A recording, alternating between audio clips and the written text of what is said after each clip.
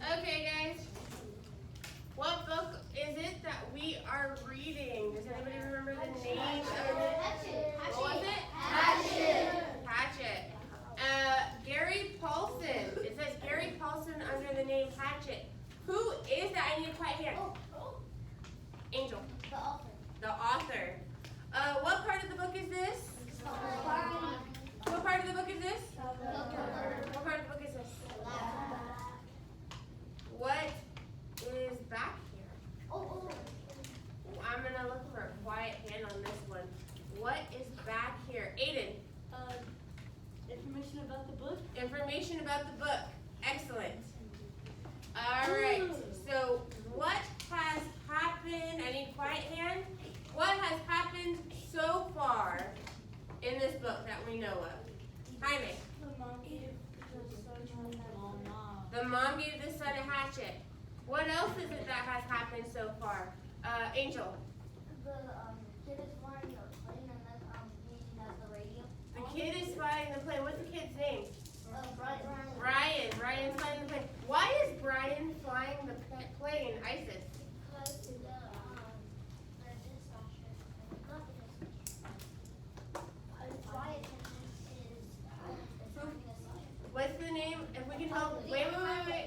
What if we can help Isis out? What's the name of somebody who flies the plane? Daniel? The pilot. So what was it? The who? Pilot is having a seizure. The A heart attack. Okay. So the pilot has a heart attack. Where is Brian on his way to? Where's his destination? Emiliano. To go see his dad. Why is he going to see his dad? What happened? What's that? His parents got divorced. His parents are getting divorced or got divorced. Isn't he going to Canada? We'll make sure we raise our hand and they're called on. What was the question? Isn't he going to Canada? He's on his way to Canada where his dad lives, the oil fields, right? Okay.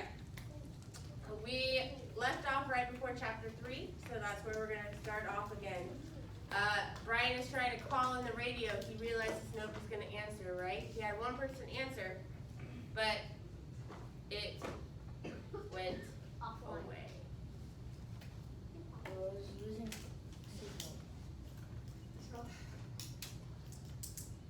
In the times between transmissions, he tried to prepare himself for what he knew was coming.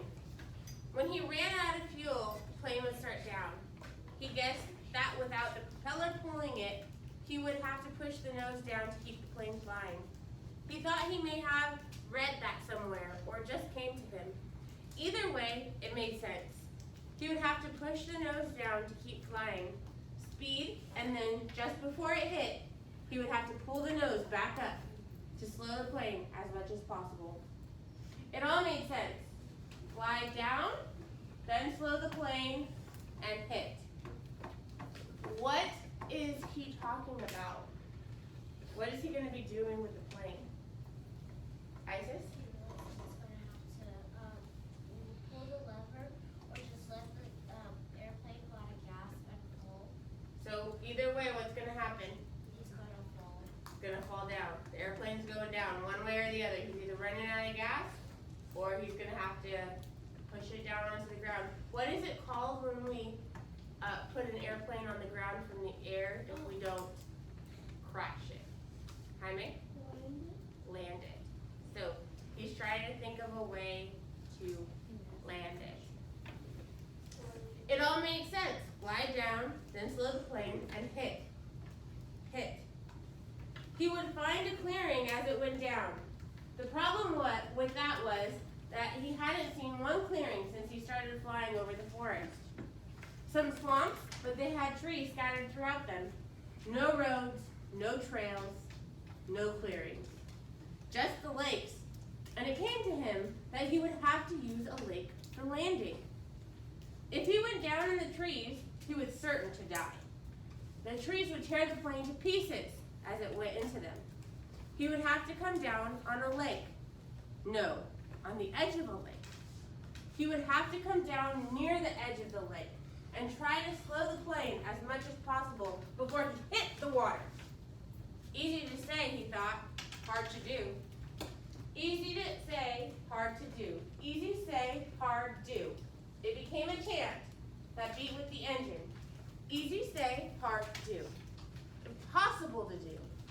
He repeated the radio call 17 times in 10-minute intervals, working on what he would do between transmissions.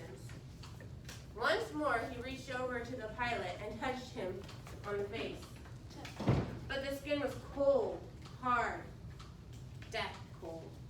And Brian turned back to the dashboard. He did what he could, tightened his seatbelt, positioned himself, rehearsed mentally again and again what the procedure should be. When the plane ran out of gas, he would hold the nose down and head for the nearest lake and try to fly the plane kind of into the water. That's how he thought of it, kind of fly the plane onto the water. And just before it hit, he should pull back on the wheel and slow the plane down to reduce the impact. Over and over in his mind ran the picture of how it should go. The plane running out of gas, flying the plane into the water, the crash. From pictures he had seen on television. He tried to visualize it. He tried to be ready. But between the 17th and 18th radio transmission, without a warning, the engine coughed, roaring violently for a second, and then died.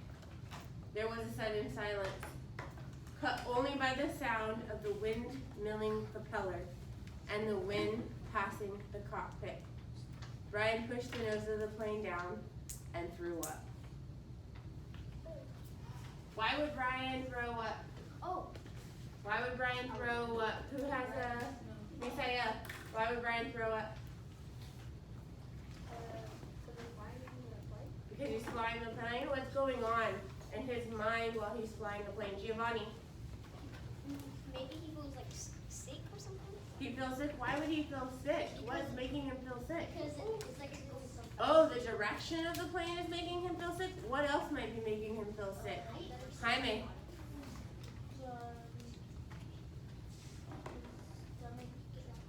His stomach dropping, kind of like what Giovanni's saying, the flight going down. What else? What about being scared? Do you think that if you thought you could possibly die, you might throw up? Yeah. Right? Of fear? Or just I think I would. Oh, I think I would for sure. It's scary, feeling that scared. Okay. Let's move on to chapter 3. Going to die, Brian thought. Going to die. Gonna die. Gonna die. This whole brain screamed it in a sudden silence. Gonna die. He wiped his mouth with the back of his arm and held the nose down. The plane went into a glide, a very fast glide at altitude. And suddenly, there weren't any lakes.